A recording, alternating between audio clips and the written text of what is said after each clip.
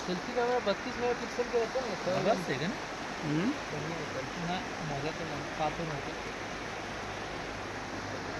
এই ঝর্ণাটার জন্য এই শালা এখানেই সময় বরবাদ করে দেবে হ্যাঁ এই রাস্তাতে প্রচুর স্পট আছে ওখানে তো টুরিস্ট এমনি বলবে রোদ থাকলে দাঁড়াবার জন্য এই সব জায়গা হ্যাঁ